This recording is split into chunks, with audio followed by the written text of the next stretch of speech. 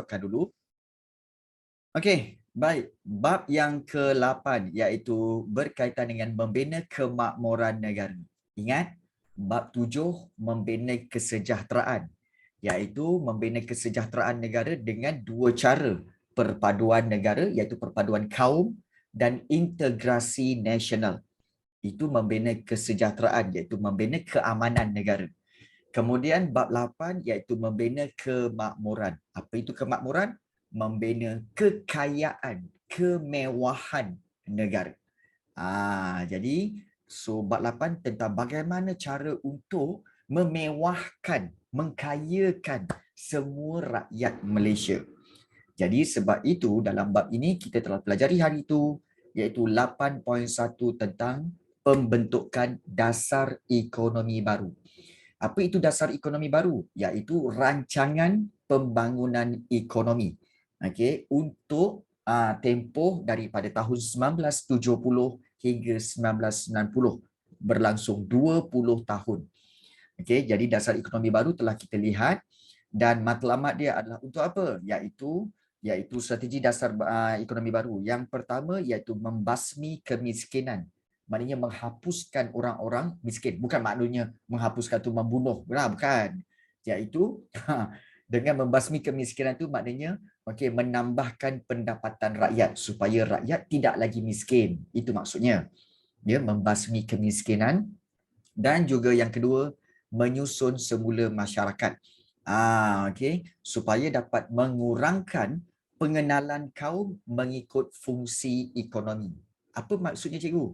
Iaitu maksudnya nak mengurangkan pengenalan kaum. Contohnya kaum Cina, pengenalan kaum dia iaitu kegiatan ekonominya perniagaan. Kalau Melayu, kita tak nak lagi dikenali dengan pertanian sahaja. So orang India dalam perladangan saja, tak nak.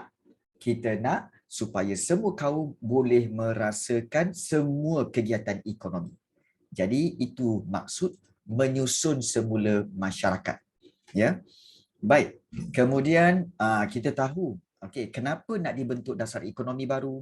Kerana isu-isu berkaitan dengan iaitu jurang-jurang yang terbentuk, iaitu jurang perbezaan antara bumi putera dengan bukan bumi putera. Kemudian jurang kekayaan antara negeri pantai timur dengan negeri pantai barat. Kemudian jurang pendapatan antara masyarakat desa dengan masyarakat bandar.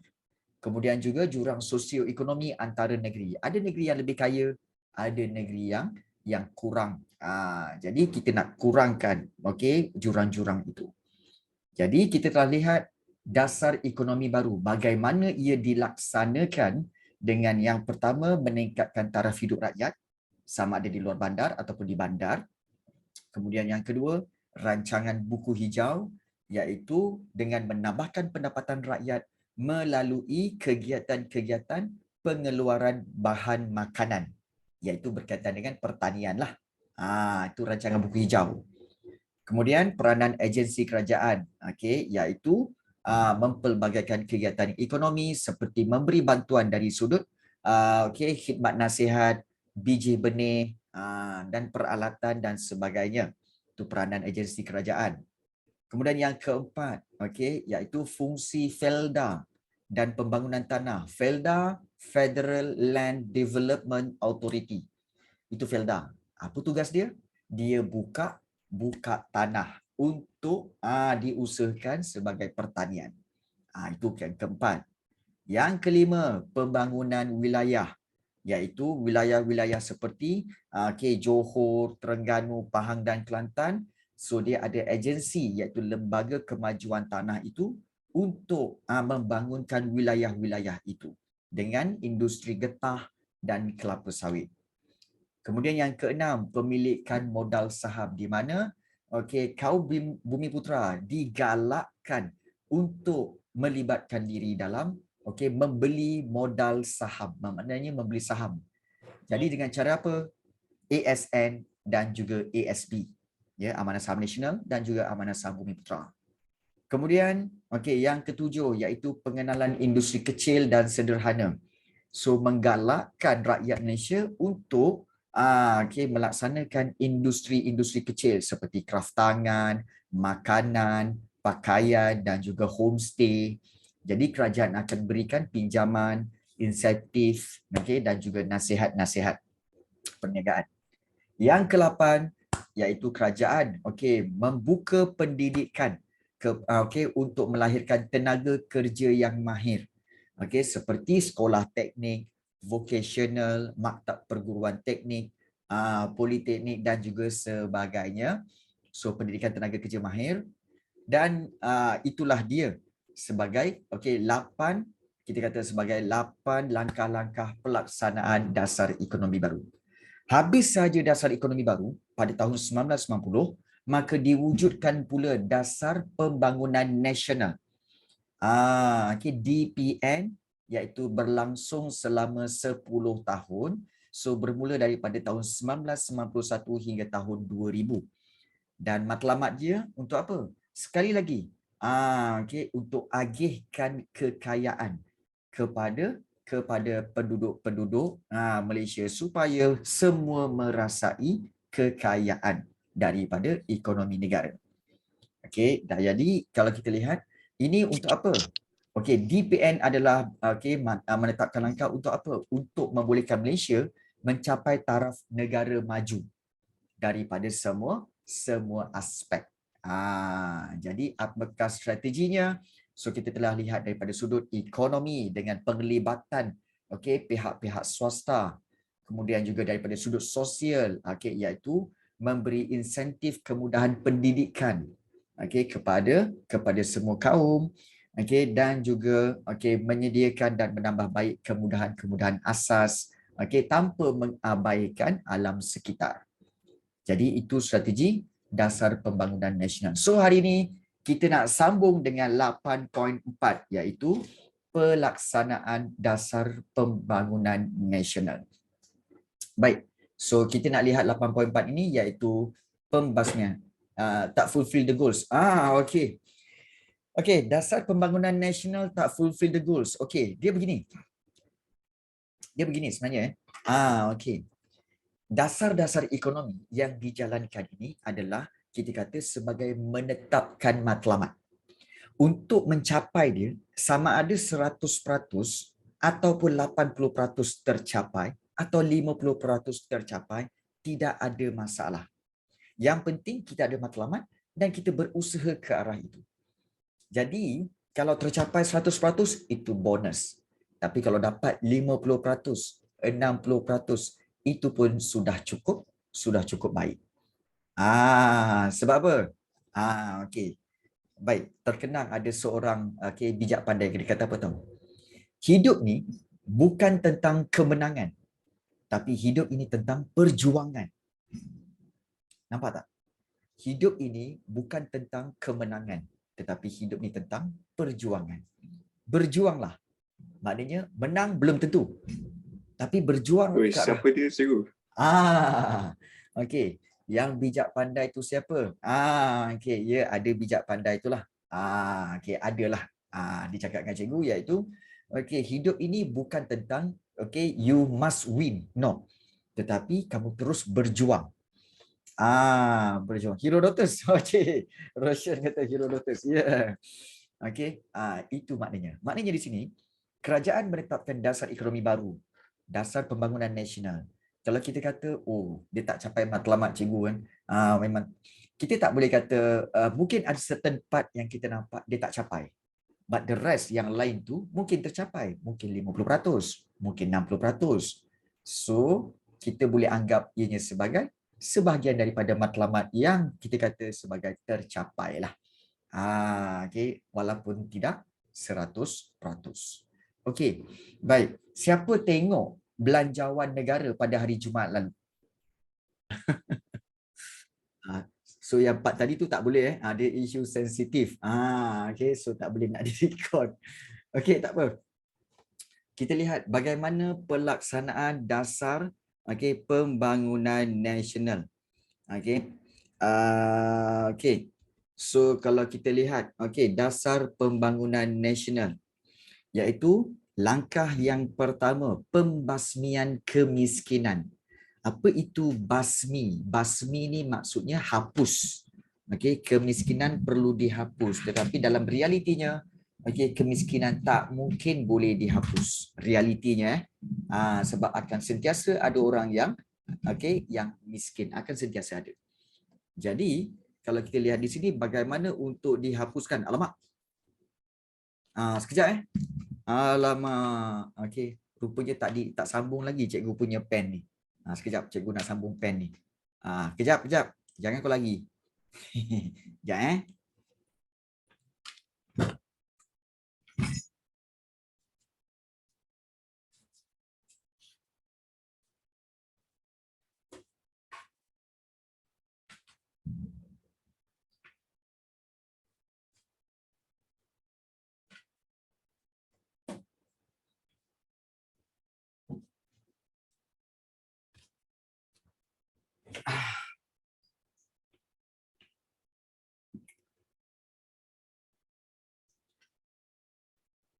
okey, baru ada. Alright. Okey, baik. Kita sambung Okey, pembasmian kemiskinan. Okey, bagaimana membasmi kemiskinan? So, kerajaan meneruskan usaha untuk, ingat semasa dasar ekonomi baru, memang kerajaan nak membasmi kemiskinan. Tetapi masih ada kes-kes kemiskinan. Maka, apabila selepas 1991, kerajaan teruskan lagi usaha untuk menghapuskan kemiskinan tegar ini. Dalam kalangan pelbagai kaum, khasnya golongan Bumiputera. So, bagaimana nak bantu mereka ini? Iaitu perlunya untuk pemberian subsidi dan juga sokongan. Subsidi ni bantuan lah. Berikan kepada golongan penanam padi dan juga nelayan. Dan juga tumpuan diberikan ke arah mempertingkatkan produktiviti pengeluaran mereka supaya mereka keluarkan lebih banyak tanaman padi dan juga menghasilkan tangkapan ikan yang lebih baik. Dan golongan-golongan belia pula diberi latihan di agensi kerajaan seperti Pusat Latihan Kemahiran Giat Mara dan juga Institut Latihan Perindustrian supaya membolehkan mereka mendapatkan kerja yang berkaitan dengan kemahiran dan berpendapatan tinggi. Jadi itu untuk membasmi kemiskinan. Pemberian subsidi dan sokongan, kemudian juga golongan belia diberikan latihan. So ini dua yang diberi tumpuan. Baik. Kemudian selain daripada itu, penyusunan semula masyarakat, iaitu masyarakat perdagangan dan perindustrian Bumiputera, MPPB ditubuhkan untuk menyusun semula masyarakat, dan hal ini bertepatan dengan Perlembagaan Persekutuan di mana MPPB ditubuhkan untuk meningkatkan tenaga kerja dan penyertaan Bumiputera dalam pengurusan sektor moden seperti pembuatan dan juga perkhidmatan. Jadi apa yang kerajaan buat? Agensi kerajaan akan memberi latihan dalam bidang pengurusan harta dan etika perniagaan, maknanya cara-cara perniagaan yang betul, kemudian pemberian kontrak, kuota dan lesen kepada perniagaan milik Bumiputera dan bukan Bumiputera turut dilaksanakan. Macam cikgu sendiri, pada tahun 2015, cikgu telah menerima kontrak. Cikgu tubuhkan satu syarikat, dan syarikat itu telah diberi kontrak. Mula-mula 1.2 juta. Kemudian seterusnya selang 2 tahun dapat 2.1 juta lagi kontrak. Kontrak perniagaan lah. Jadi telah dilaksanakan dengan baik dan pada tahun 2019 cikgu stop semua tu. Dah tak nak buat, penat. Baik. Dan kemudian, kita kata industri kecil dan sederhana memberi perhatian khusus kepada penyertaan Bumiputera supaya Bumiputera banyak terlibat dalam industri kecil dan sederhana bagi meningkatkan prospek perniagaan. Bumiputera dengan Bumiputera dengan bukan Bumiputera digalakkan untuk usaha sama, maknanya bekerja sama secara aktif. So Bumiputra akan didedahkan dengan teknologi-teknologi baharu untuk bersaing dalam perniagaan moden. Jadi inilah kita kata sebagai susun semula masyarakat supaya Bumiputra dan bukan Bumiputra sama-sama menikmati kekayaan. Okey. Jadi itu yang disebut sebagai penyusunan semula masyarakat. Dan kemudian penyusunan semula modal saham. Penyusunan semula modal saham, okey, dalam sektor-sektor korporat dilaksanakan di bawah DPN. So langkah ini dibuat supaya apa tahu? Saham-saham kaum Bumiputra dalam sesuatu syarikat itu dapat ditingkatkan selaras dengan matlamat DEB. Dan apakah matlamat DEB dalam pemilikan saham ini? Okey, matlamat DEB iaitu sekurang-kurangnya 30% dalam pemilikan, penguasaan dan pengurusan sektor moden. Apa maksudnya cikgu?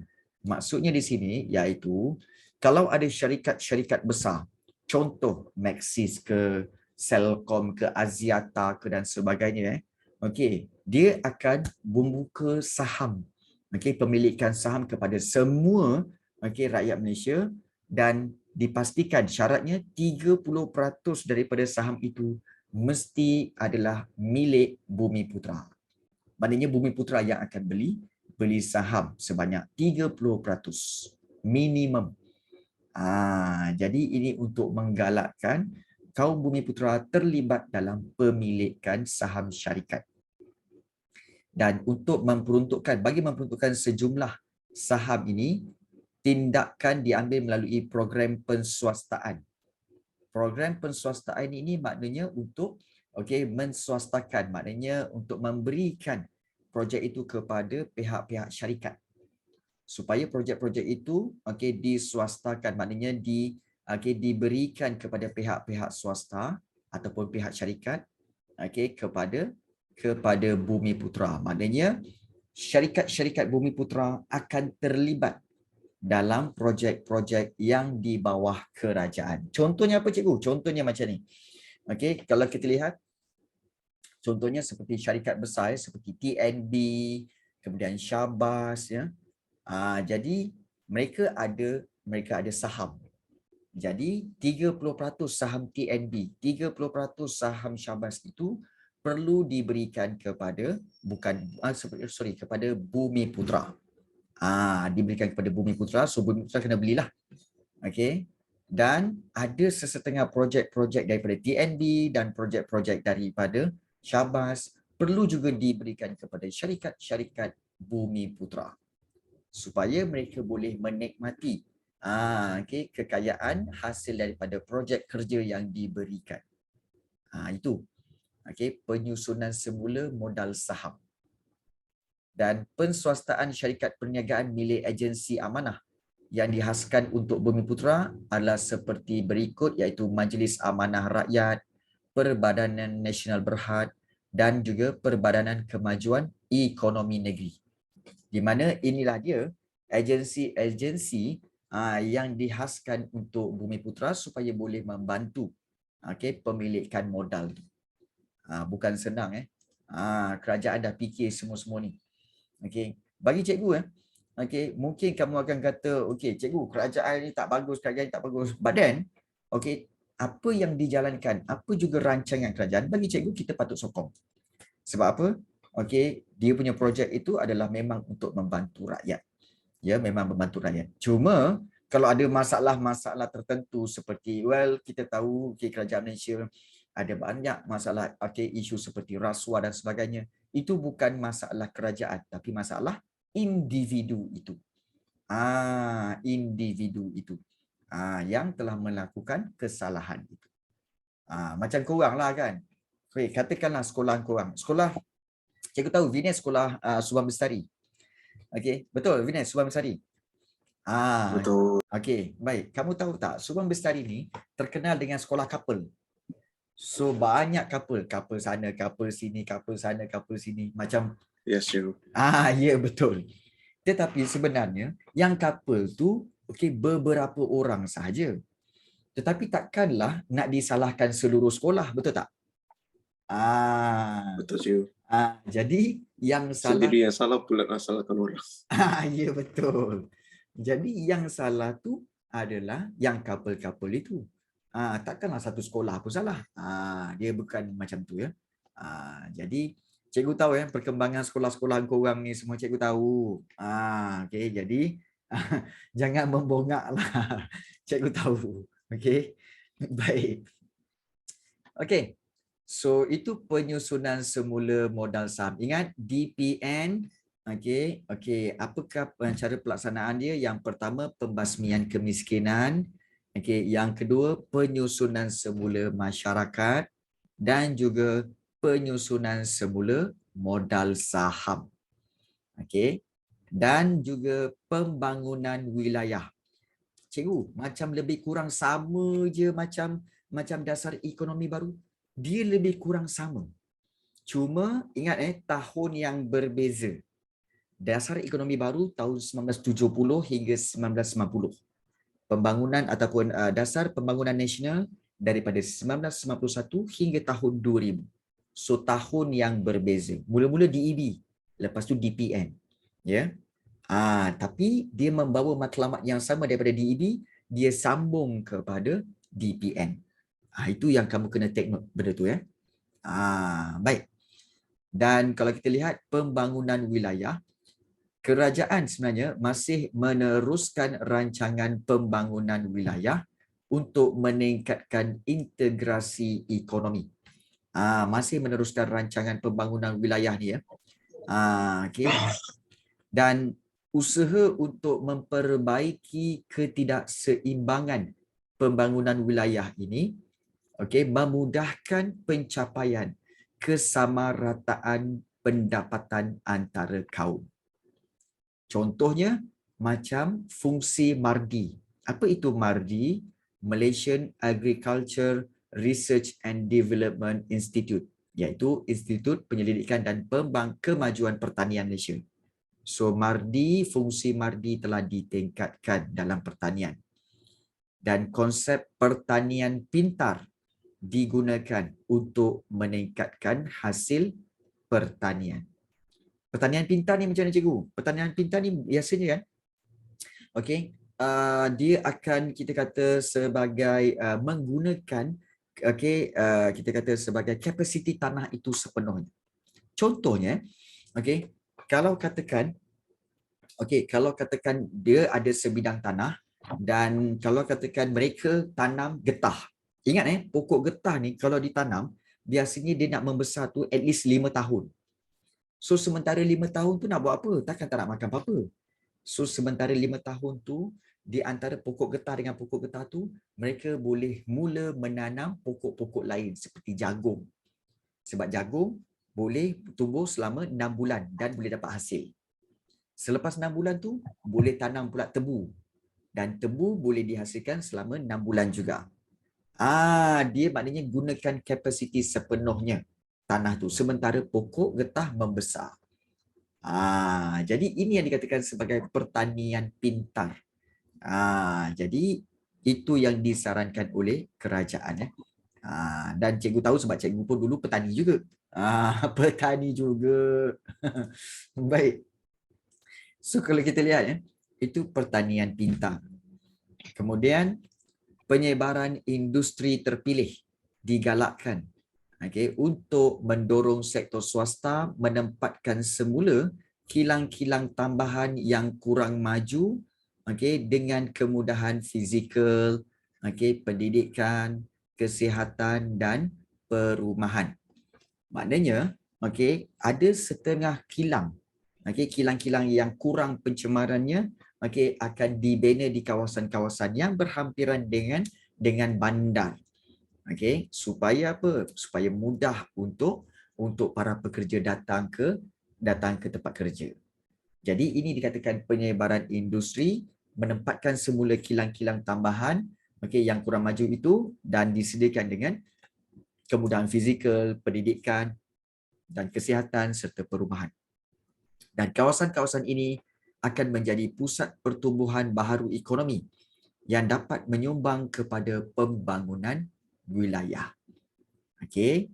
Jadi inilah dia tentang pembangunan wilayah, iaitu MARDI, pertanian pintar, kemudian penyebaran industri terpilih serta pusat pertumbuhan baharu ekonomi. So bahagian dasar pembangunan kita kata sebagai membina kemakmuran negara ni, dia agak kita kata sebagai agak dry sikit lah sebab dia banyak rancangan-rancangan. Yang mana rancangan-rancangan ini kadang-kadang hampir sama. Seperti dasar pembangunan negara macam hampir sama dengan dasar ekonomi baru. So kamu kena teliti, tengok betul-betul Tengok betul-betul. Baik. Dan kemudian kita habis.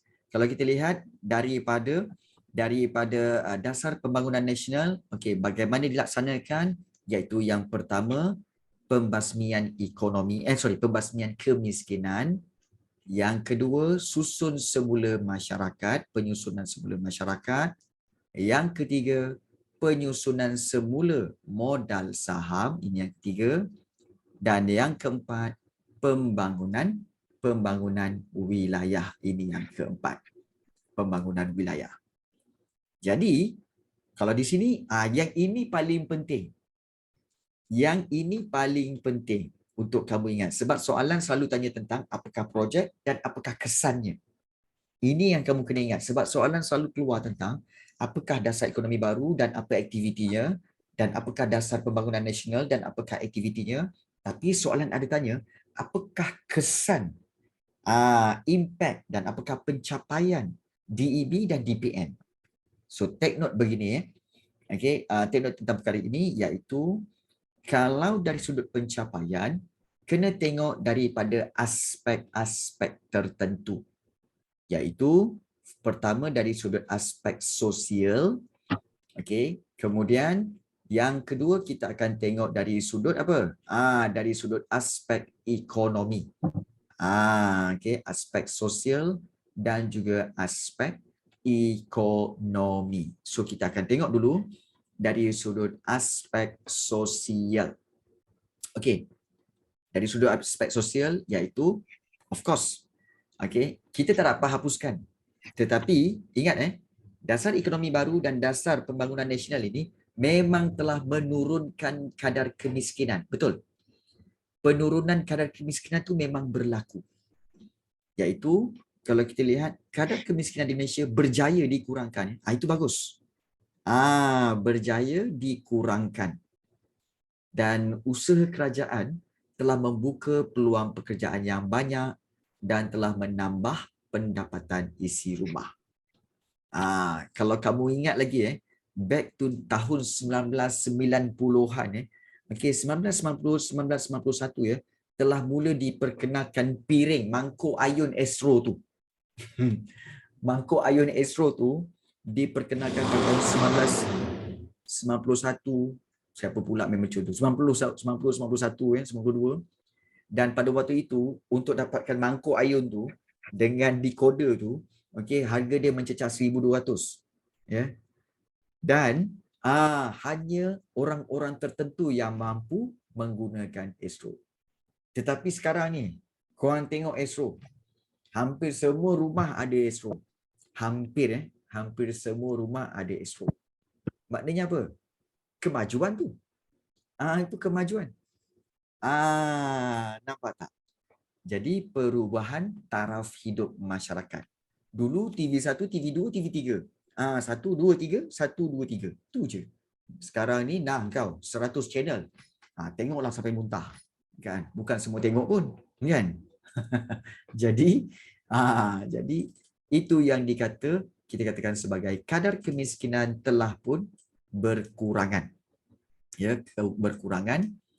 Dan keperluan tenaga kerja dalam bidang pertanian dan perindustrian. Pertanian dan perindustrian telah berjaya mengurangkan masalah pengangguran dan kadar kemiskinan rakyat. Ada soalan nak tanya? Tak ada kalau ada soalan boleh terus tanya. Dan kalau kita lihat contohnya pelaksanaan DEB.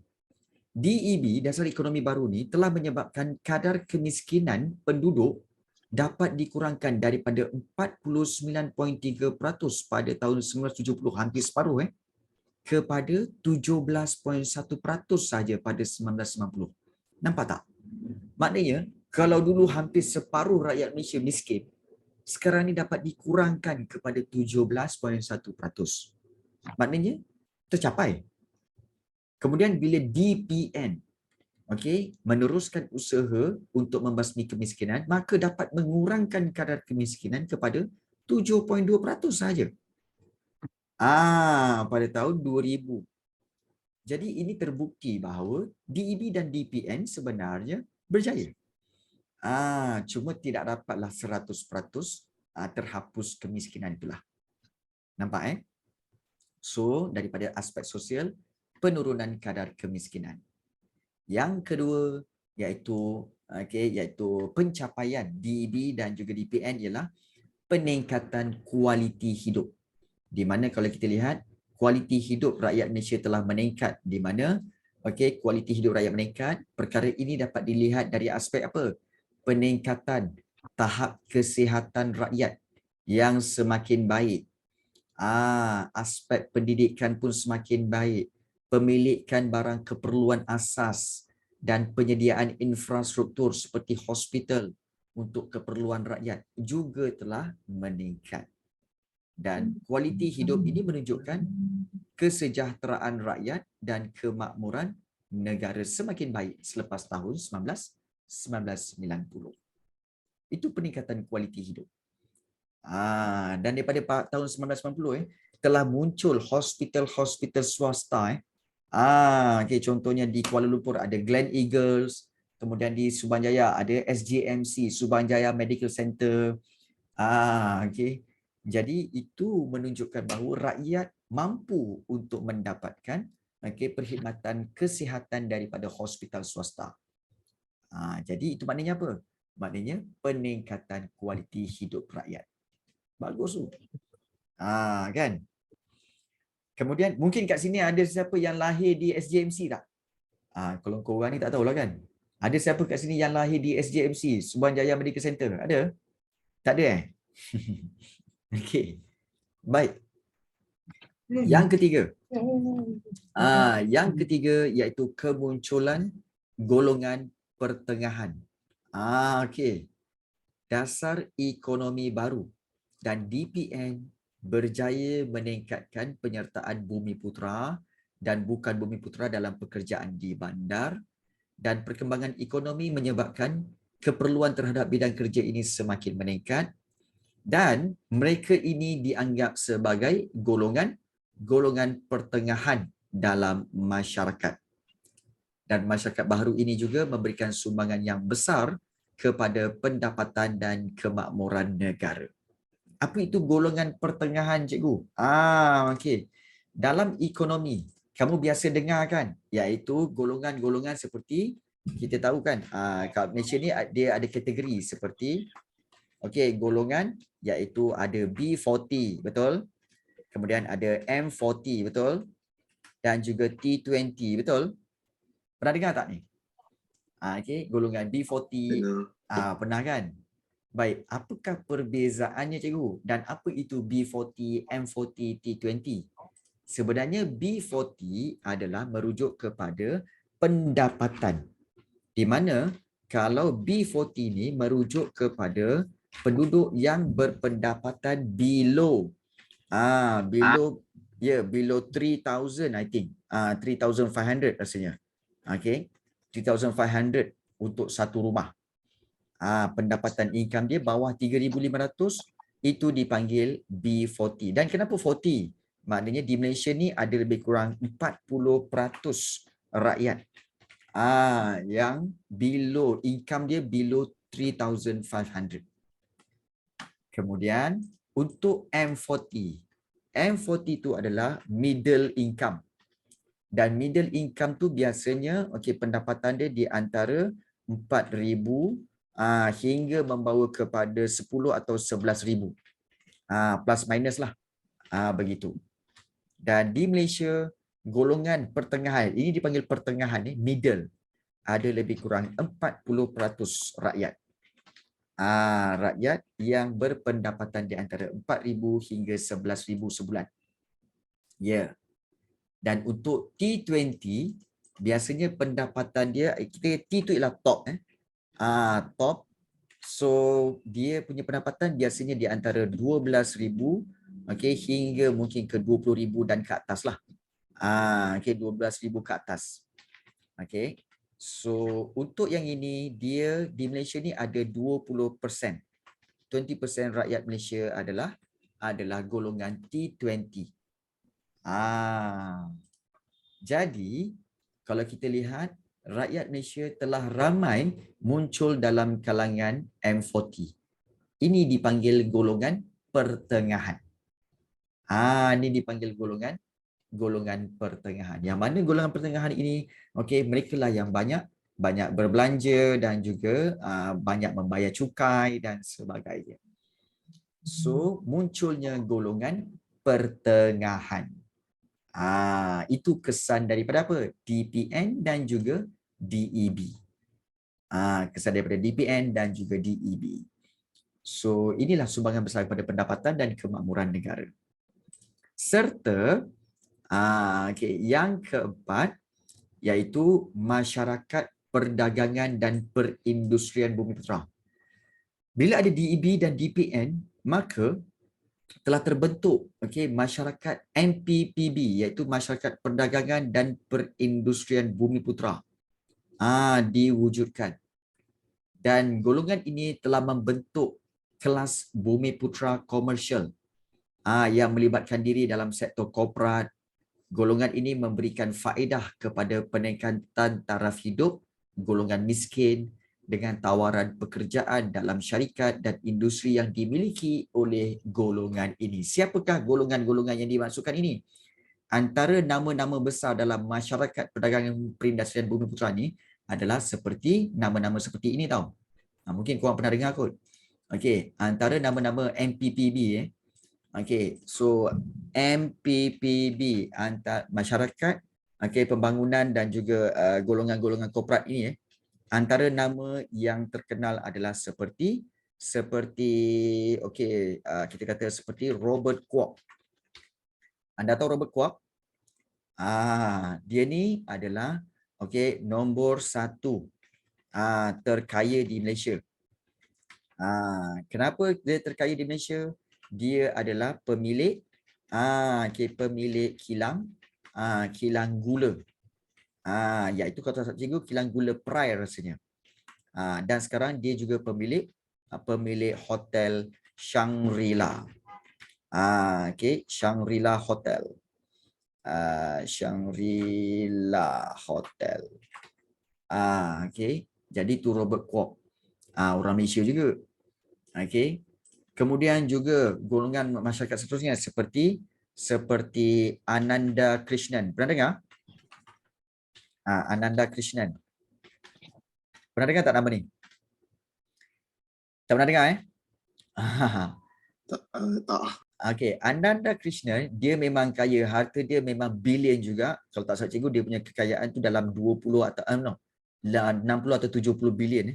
Dan Ananda Krishnan adalah pemilik Maxis. Pemilik Maxis dan juga pemilik Astro. Pemilik Maxis dan juga pemilik syarikat Astro. Dia. Dan kemudian nama lain seperti Tan Sri Azman Hashim. Dia ni siapa? Dia ni adalah pemilik kepada M-Bank. Pemilik M-Bank. Begitu juga jangan dilupa iaitu Said Mokhtar Al-Bukhari. Kalau pernah dengar nama ni, beliau paling banyak lah. Dia walaupun kekayaan dia tak banyak, tapi dia memiliki syarikat yang banyak. Iaitu dialah, syarikat dia memiliki Gardenia. Kemudian syarikat juga memiliki sedikit daripada saham DRB Highcom. Di mana DRB Highcom ini pemilik ada saham dalam Proton dan juga saham Perodua. Okey. Jadi inilah dikatakan sebagai golongan-golongan korporat yang telah membantu memberi peluang pekerjaan kepada rakyat Malaysia. Ni antara nama-nama besarlah. Nama-nama besar. Banyak lagi sebenarnya kan, banyak lagi. Iaitu kalau satu lagi iaitu Mustafa Kamal. Datuk Mustafa Kamal. Dialah yang ketua kepada MK Land. Pernah dengar MK Land? Dia buat apa? Dia buat hartanah. Dia buat kawasan-kawasan perumahan. Seperti di Damansara Damai, seperti di Damansara Utama, MK Land. Itu Mustafa Kamal. Inilah dia golongan-golongan yang telah diwujudkan hasil daripada DEB dan DPN.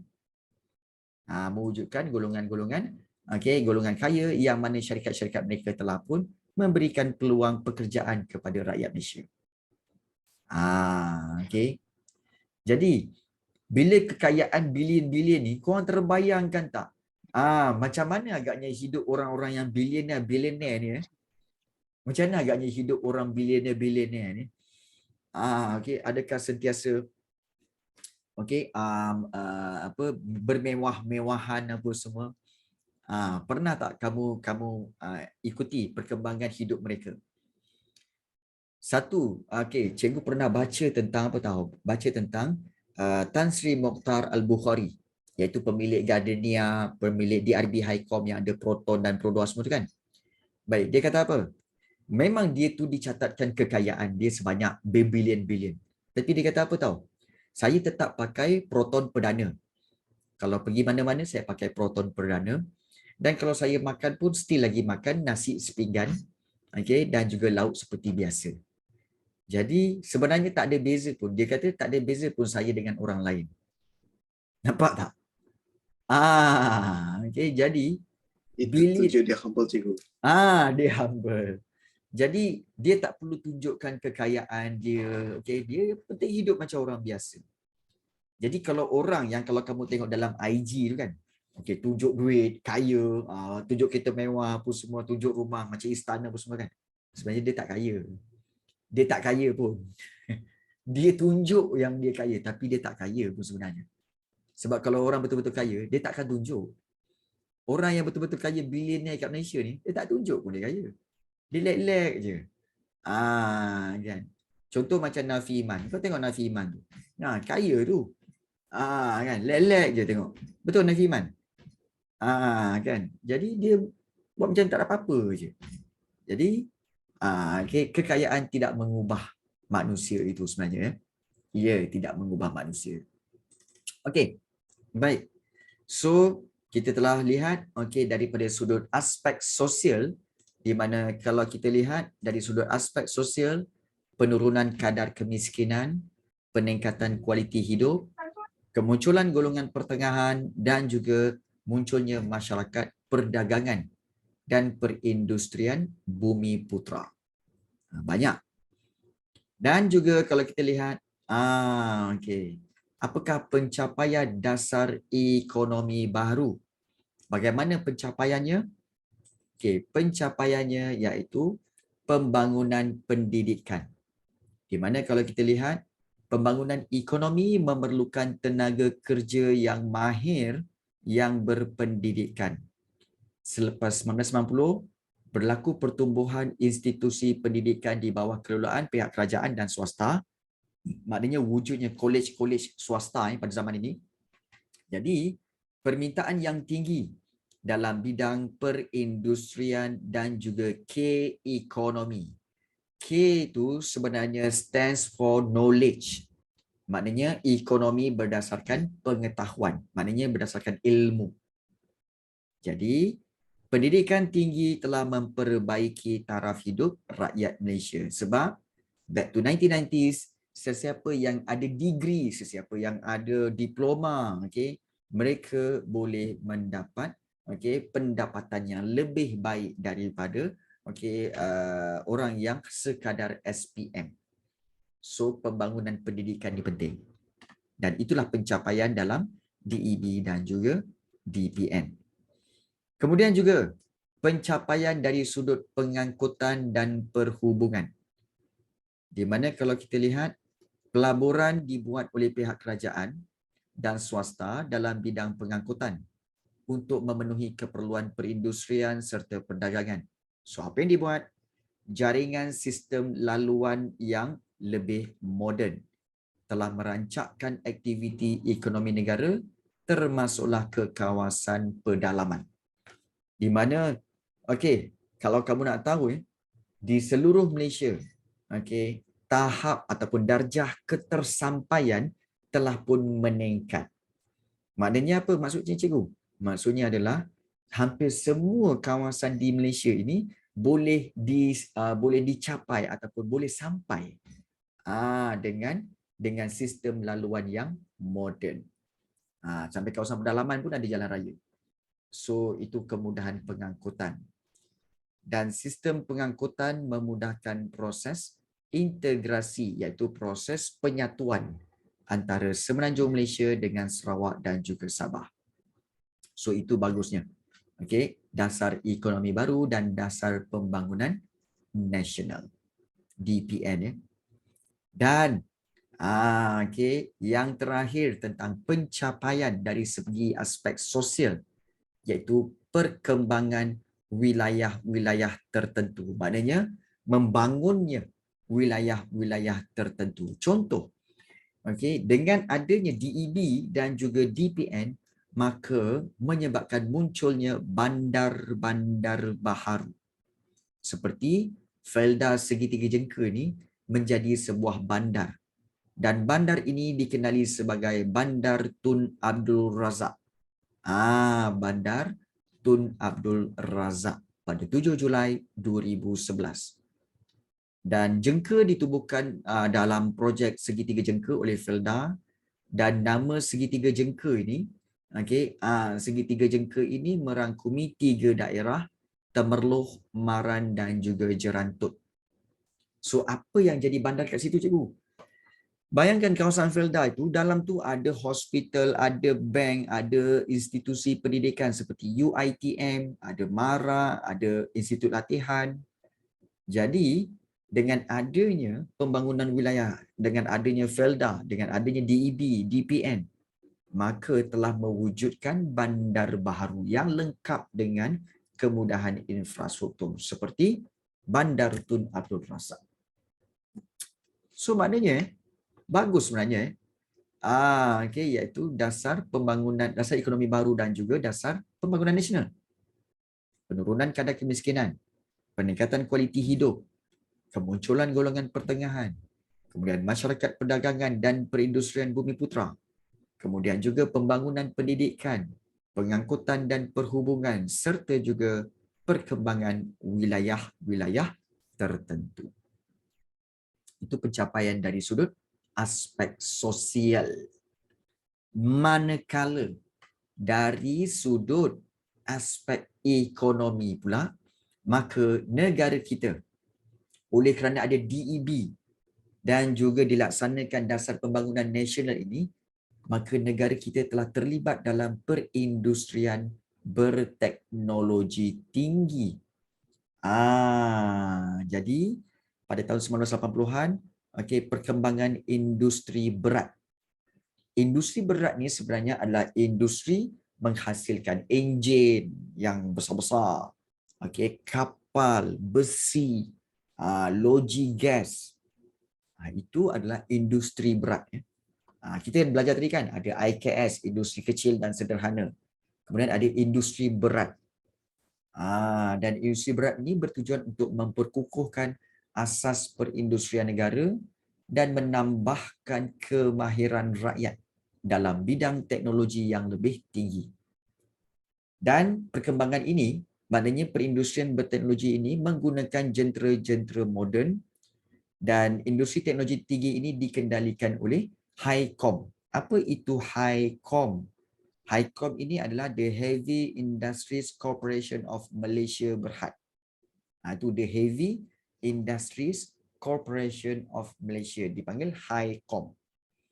Dan HiCom inilah yang akan memberikan apa tahu? Memberikan insentif, bantuan, memberikan nasihat untuk syarikat-syarikat menghasilkan jentera-jentera moden yang besar-besar. Dan antara projek yang diorang dah buat iaitu projek seperti membaiki kapal di limbungan Pasir Gudang, Johor, besi dan keluli di Perai, Pulau Pinang, Teluk Kalong, melebur besi, melebur keluli, loji gas cecair di Bintulu, Sarawak. Kemudian projek stesen jana kuasa di Raub, Pahang. Kemudian kilang penapis petroleum yang ada di Kertih, Lutong, Port Dickson dan juga satelit komunikasi. Jadi, wujudnya industri berat ini kerana apa? Kerana dasar kerajaan, dasar ekonomi baru dan juga dasar pembangunan nasional. Bayangkan kalau tidak ada dua-dua dasar itu. Adakah mungkin kita boleh mencapai perkembangan industri berat ini? Mungkin boleh, tapi lambatlah. Mungkin lambat. Jadi ini antara kita kata pencapaian dasar ekonomi baru dan juga dasar pembangunan nasional. Dan dengan adanya kedua-dua dasar itu, maka wujudlah kawasan perindustrian baru. Kawasan perindustrian baru seperti estet-estet perindustrian, zon-zon perindustrian bebas dan taman teknologi industri. So maknanya ada kawasan-kawasan perindustrian yang baru diwujudkan. Dengan adanya kawasan-kawasan perindustrian ini, maka kawasan-kawasan di sekeliling kawasan perindustrian itu juga akan maju. Contoh kalau kita lihat di sini estet perindustrian. Iaitu estet ini dibangunkan oleh Perbadanan Kemajuan Ekonomi Negeri PKEN, pihak berkuasa wilayah dan juga swasta, dan kawasan-kawasan ini akan dibangunkan sebagai kawasan perumahan, pusat perniagaan dan juga adanya perindustrian. Contohnya seperti apa? Seperti kawasan seperti Senawang, kawasan seperti Nilai, kawasan seperti Bangi. Itu kawasan-kawasan estet perindustrian. Perasan tak? Kawasan-kawasan tu Nilai, Bangi kan. Dia ada juga kawasan perumahan di tepi dia dan ada kawasan perniagaan di tepi-tepi dia. So kawasan itu pun membangun. Munculnya kawasan-kawasan perindustrian baru. Kemudian adanya Taman Teknologi Perindustrian, di mana taman ini merupakan pusat penyelidikan dan pembangunan industri di bawah Kementerian Sains, Teknologi dan Inovasi Malaysia, dan kementerian ini bertanggungjawab menjalankan penyelidikan dan juga inovasi. Inovasi maknanya perubahan yang lebih maju. Dan Taman Teknologi Perindustrian ini kalau sahabat cikgu ada di di Bukit Jalil. Ya, Bukit Jalil. Ya, Taman Teknologi.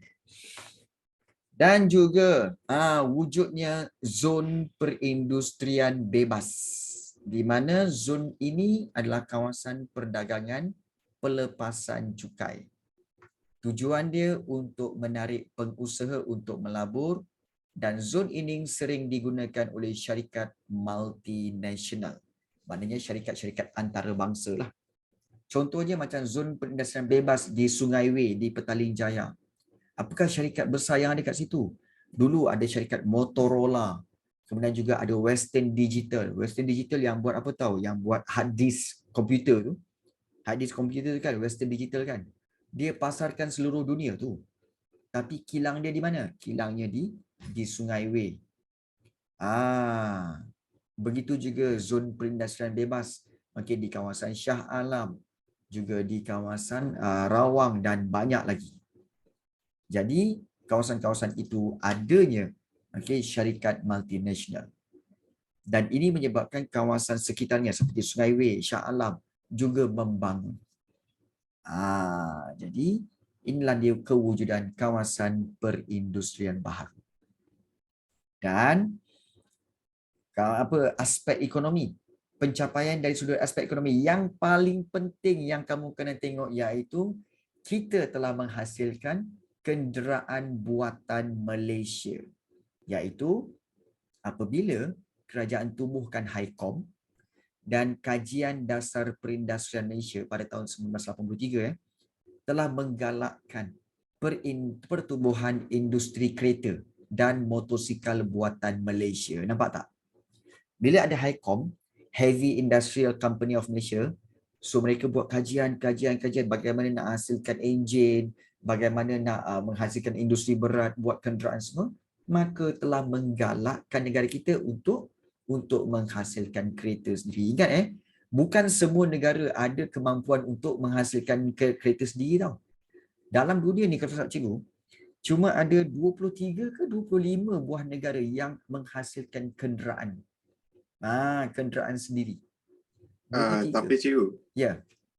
tapi Proton yang Proton 2 bukan ke actually minta tolong Mitsubishi untuk dia punya teknologi dengan enjin dia. Okey, baik, bagus. Itu soalan yang baik. Baik, kita tengok dulu ya. Industri kereta tempatan dipelopori ataupun dicetuskan oleh Proton. Apa itu Proton sebenarnya? Proton ialah perusahaan automobil nasional. Sebab itu jadi Proton.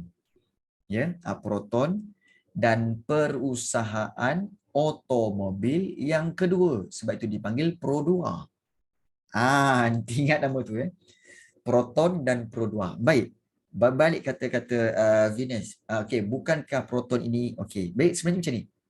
Sebenarnya apabila nak buat kenderaan itu, mereka memang boleh menghasilkan sendiri. Tetapi teknologi itu dan kepakaran itu perlu mereka perolehi juga. Mesti ada guideline, mesti ada guidance. Jadi untuk dapatkan guidance tu, mereka iaitu Proton perlu bekerja sama dengan syarikat yang lebih stable, yang lebih berpengalaman. Sebab itu Proton bekerja sama dengan Mitsubishi. Dan sebab itu kereta Proton yang pertama. Mitsubishi kan daripada Jepun. Mitsubishi daripada Jepun. Jadi sebab itu kalau kamu tengok kereta Proton yang pertama, iaitu Proton Saga tu kan. Kalau kamu tengok betul-betul, dia punya model adalah diambil daripada model kereta Mitsubishi Lancer. Mitsubishi Lancer dan enjin dia pada waktu itu adalah enjin Magma, MAGMA. Magma. Juga diambil daripada Mitsubishi punya automotif. Jadi badan kereta Proton Saga, dia punya seat, dia punya dashboard, dia punya aircon, semua daripada Malaysia. Hanya enjin sahaja teknologi daripada Mitsubishi. So dia menghasilkan kerjasama. Sepanjang kerjasama itu, maka staf-staf Proton dan Proton dapat belajar teknologi Mitsubishi itu. Itu dipanggil kita kata sebagai teknologi transfer ataupun pemindahan teknologi daripada Mitsubishi kepada Proton. Jadi ini memang berlaku kepada kebanyakan syarikat-syarikat besar di dunia. So diorang akan merge dan juga that's why I tengok Proton Wira macam sama dengan Mitsubishi Evo. Ya, betul. Memang dia memang pengaruh Mitsubishi. Dan Proton bukan sahaja pernah buat kerjasama dengan Mitsubishi pernah buat kerjasama dengan Renault daripada France. Dengan Renault dan sebab itu keluarnya Proton Savvy dan banyak Dia lagi lah. kerja dengan Lotus cikgu. Lotus dia take over. Proton beli Lotus. Sebab itu Lotus Esprit tu yang terkenal tu juga ada. Kalau ada kerjasama dengan Rolls-Royce, masalahnya orang Malaysia tak mampu nak beli kereta Rolls-Royce tu. Dan pasarannya sangat sedikit. Pro 2 pula. Cerita Pro 2. Pro 2 sebenarnya dia bermula dengan kerjasama dengan Daihatsu. Dia bekerjasama dengan Daihatsu. Sebab itu kereta awal dia seperti kancil, kemudian ada kenari apa semua, dia ambil model daripada Daihatsu. Kemudian apabila Pro 2 bekerjasama dengan Toyota, kerjasama dengan Toyota itulah barulah lahirnya seperti kereta Pro 2, seperti Pro 2 Alza, Myvi dan sebagainya. Jadi So kerjasama tu penting untuk mendapatkan teknologi itu. Namun kamu kena ingat, dia kerjasama. Body parts, okay, kemudian seat dia, dashboard dia, kemudian radio dia, aircon, semua datang daripada kilang-kilang di Malaysia. Kilang-kilang di Malaysia. Cuma just dia orang tiru teknologi itu. Tiru tu atas kebenaran. Atas kebenaran, ya. Jadi sebab itu kalau kita lihat inilah yang dilakukan oleh Proton dan Pro 2. At least kita ada kereta nasional. At least lah. Dan sekarang ni Proton telah di take over saham dia, majority saham di take over oleh syarikat Geely daripada China. Sebab itu, okey, Proton telah menghasilkan Proton X50, X70. Proton X70, X50 itu adalah model-model daripada syarikat Geely daripada China. Dan kualiti dia pun baik, bagus. So at least kita ada ni lah. Ada macam-macam soalan tentang sejarah. Oh, okey, baik. Kenapa Proton tak buat sport car lagi? Sebenarnya Proton pernah buat 2 kereta sport car. Pernah buat 2 kereta. Tapi bukan sport car betul lah. Tapi memang kereta yang high performance lah. Iaitu pertama, Proton Putra. Putra, kalau korang tengok Proton Putra tu dia 2 doors. Tapi bentuk dia macam Wira. Tapi Wira yang 2 doors. Dipanggil Proton Putra. Ui, laju. Dia punya laju speed dia boleh pergi top 180. Okey, 18 ya. 180 km. Dan satu lagi Satria GTI. Kalau kamu cari kat internet, Satria GTI. Exhaust dia dekat tengah. Belakang kat tengah. Dan Satria GTI tu lagi best. Kawan cikgu pernah beli kereta tu dan dia speed. Okey, dia pernah mencapai dengan kelajuan Satria tu, Satria GTI, okey, iaitu Satria GTI tu boleh top pergi kepada apa tahu? 220 km. 220 km/h dia punya speed masa dia bawa tu, dan memang gila lah. So memang laju. Badan sekarang ni dah tak ada lah kan. Dia dah rare dah kan. Kalau ada jumpalah dekat luar tu. So itu kita kata macam Subaru. Dia macam Subaru tapi sebenarnya dia ambil daripada design Proton Wira. Jadi kita lihat di sini bahawa kebanggaannya adalah kita telah lihat iaitu adanya Proton dan adanya Pro 2. So kalau kita lihat Proton ditubuhkan pada 7 Mei 1983. Memang cantik. Dan Pro 2 ditubuhkan pada tahun 1993. Kemudian Malaysia juga menghasilkan syarikat motosikal iaitu Motosikal dan Enjin Nasional. Sebab itu dipanggil Modenas. Modenas, syarikat pengeluar motosikal nasional, menghasilkan pelbagai model motosikal kecil 200cc untuk pasaran tempatan dan antarabangsa. Jadi apa kebaikannya bila buka kilang kereta, buka kilang motosikal ini? Akan membuka peluang pekerjaan untuk tenaga kerja yang terdiri daripada rakyat Malaysia. Nampak tak? Jadi inilah pencapaian dasar ekonomi baru dan juga dasar pembangunan nasional dari sudut aspek ekonomi dan juga aspek sosial. Jadi dengan itu maka tamatlah bab yang ke-8, iaitu segalanya berkaitan dasar ekonomi baru dan juga dasar pembangunan nasional. Baik, ada sebarang soalan nak tanya tak? Ada tak sebarang soalan nak tanya? Ada latihan tak? Ya, cikgu akan beri latihan selepas habis kelas ini. Cikgu akan postkan latihan itu dalam grup di mana kamu boleh buat latihan daripada bab 8 dan kemudian pada hari Sabtu kita akan bincangkan latihan itu. Okey. Okey. So kita akan bincangkan latihan itu. Ingat korang tinggal berapa minggu je ni sebelum trial ni. Kenapa korang yang trial, aku yang seram? Korang yang trial, aku yang seram. Kenapa ni? Okey. Baik, ada soalan tak nak tanya? Trial saya 7 hari bulan 11.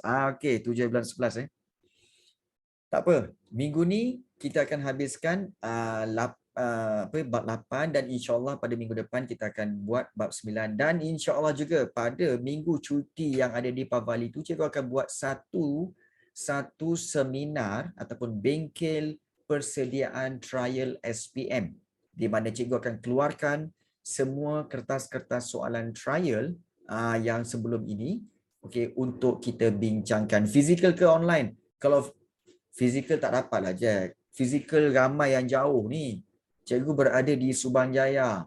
Takkan korang semua nak datang Subang Jaya? Thanks sama aku. Saya boleh. Venus boleh lah kan. Yang lain-lain ni kesian kan. Jadi tak apa, cikgu buat secara online. Okey. Dan kita akan buat bengkel bagaimana untuk bersedia ke arah dan kita akan ambil tips-tips tentang trial SPM. Ya, tips daripada soalan-soalan trial SPM. So itu yang akan cikgu berikan. Okey. Ada soalan nak tanya? Ada soalan nak tanya tak? Sebelum tu Tak ada cikgu. Okey Venus, kamu punya plan untuk untuk Deepavali ni macam